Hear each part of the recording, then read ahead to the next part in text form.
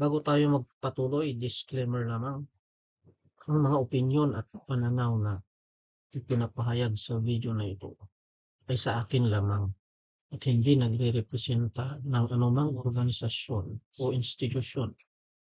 Ang mga karanasan at kaalaman ko ay batay lamang sa aking personal na pangunawa, pananaliksik, at hindi kinakailangang sumasalamin sa mga pananaw ng iba. Magandang oras, mga kakuop. Tatalakayin natin ngayon itong mga mahahalagang dokumento na pag-aari una sa mga kooperatiba. Isa dito, itong Articles of Cooperation. Ano ba itong Articles of Cooperation? Itong Articles of Cooperation na to ay dokumento o ito yung pinaka-kontrata ng mga membro ng kooperatiba sa ating pamahalaan sa pamamagitan ng Cooperative Development Authority.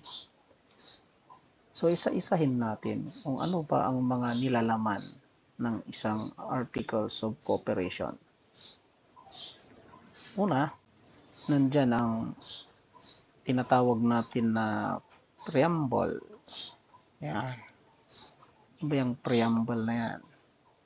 Nandito nakasaad kung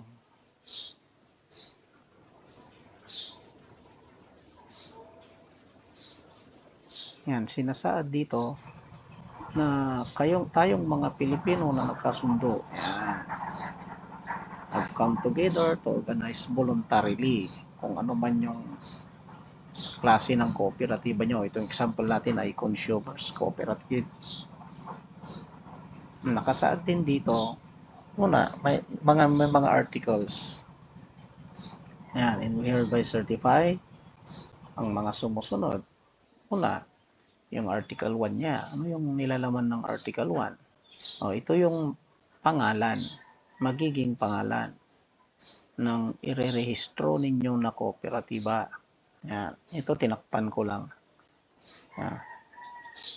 Kung ito Consumers Cooperative. So ano man yung pangalan nyo ay iba yan sa mga iba pang narehistro. Hindi kasi pwedeng may kapangalan tayo.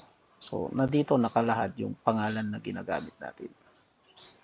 So dito sa Article 2 naman tayo. Ano ba itong Article 2 na to? Itong Article 2 naman, nakasaad dito yung mga purpose. Ano yung mga gagawin ng isang kooperatiba. So dito nakikita nyo na una sa mga purpose ng isang kooperatiba ay ang pagninegosyo. Gaya nito, isang consumer cooperative. Yan. So yung mga nauna dito, ito yung mga negosyo na kanilang gagawin. Yan, sumusunod na dyan yung mga networking na sa ibang mga entities and coordinations, advocation ng cooperative movements, yan, at marami pang iba. So una, punta tayo sa negosyo. Yung negosyo ng isang kooperatiba ay kailangang nakapaloob lagi dito sa articles. Hindi pwedeng nagninegosyo ang isang kooperatiba na wala sa kanyang purpose. So, if ever na magkaroon ng additional na negosyo ang isang kooperatiba, kailangan niyang i-amend itong Articles of Cooperation niya dito sa purpose. Number 6 yan, o idagdag niya, susunod yan, number 7. So, dadaan pa rin yan sa approval ng Cooperative Development Authority. Punta tayo dito sa Article 3, mga goals. Itong mga goals na nakalahad dito sa mga artikulo ng kooperatiba ay mostly ito ay nakuha natin sa isa na sinasaad ng batas. Ano ba yung mga goals ng co-op? So ito, marami tayo mga goals yan. Pero yung summary niyan ay ma-improve dito, to help improve the quality of life ng mga membro. Yan. Okay, isa-isahin nyo yan, marami yan. Punta tayo dito sa Article 4. Ano naman ang laman nitong Article 4? Itong Article 4 naman, dito nakasaad kung ano yung magiging kapasidad, bisa ng isang nare-rehistrong kooperatiba. So dito, nakasaad sa ating batas na ang isang rehistradong kooperatiba na ayon sa RA 9520, ito yung kanyang magiging mga kapangyarihan. Una, yung paggamit ng kanyang pangalan. Yung pangalan kasi ng isang kooperatiba na sabi natin kanina ay wala siyang katulad. Unique. Yan. Pangalawa, pwede kang ihabla. Pwede ring maghabla yung isang kooperatiba. Succession. Anong ibig sabihin ng succession? Ang kooperatiba ay hindi lang ang buhay nito ay pwedeng maipasa-pasa sa mga sumusunod na henerasyon. So, hindi parang nito. Baga sa isang korporasyon ay pwedeng pag-aari lang ng mga ilan.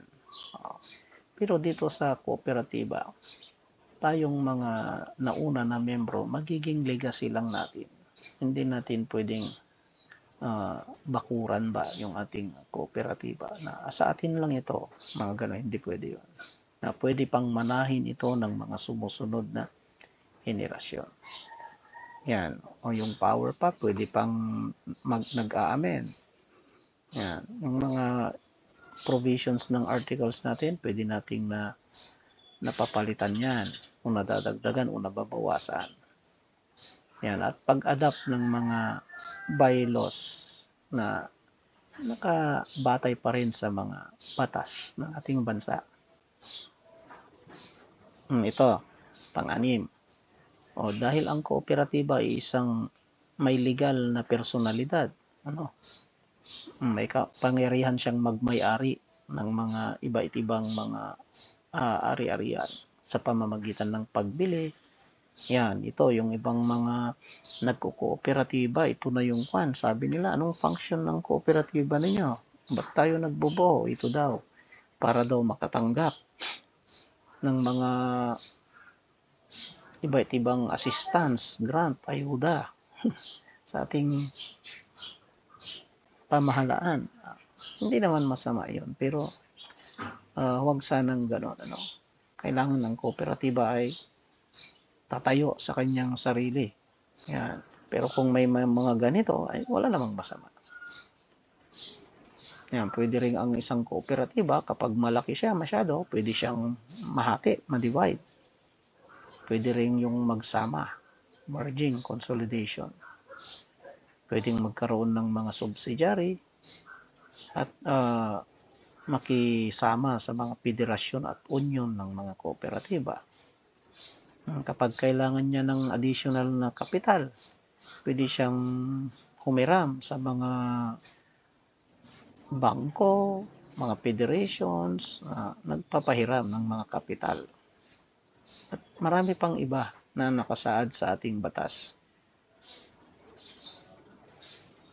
Punta tayo dito sa term of existence, Article 5. Kasi sinasabi natin kanina na succession ang kooperatiba. Pero yung batas kasi natin, may ibinigay na taon kung ilang taon dapat na nag-i-exist ang isang kooperatiba. So, hindi pa ito nababago na batas. So, ito maximum nilagay na nila. 50 years daw yung kanilang co-op.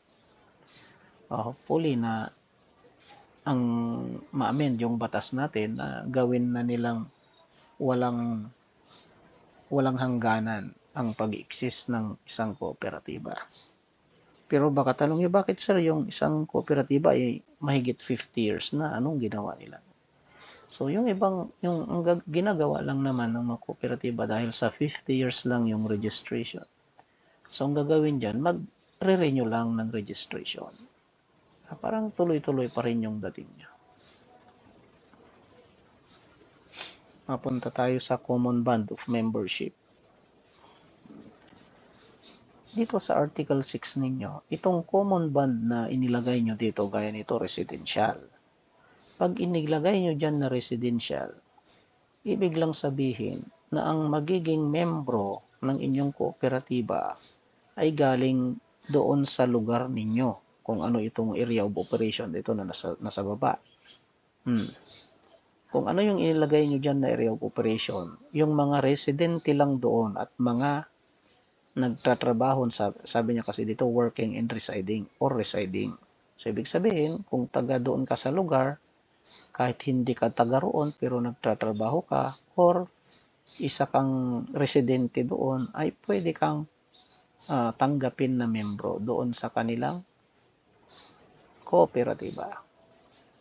Pero kailangan mong ma-meet yung mga minimum na requirements na nakasaad dun sa kanilang bylaws.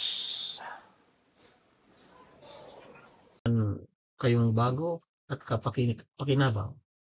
Kung may mga tanong o suggestion kayo, pwede inyong iwan sa ating comment section. Abangan ang mga sumusunod na video natin. Maraming salamat.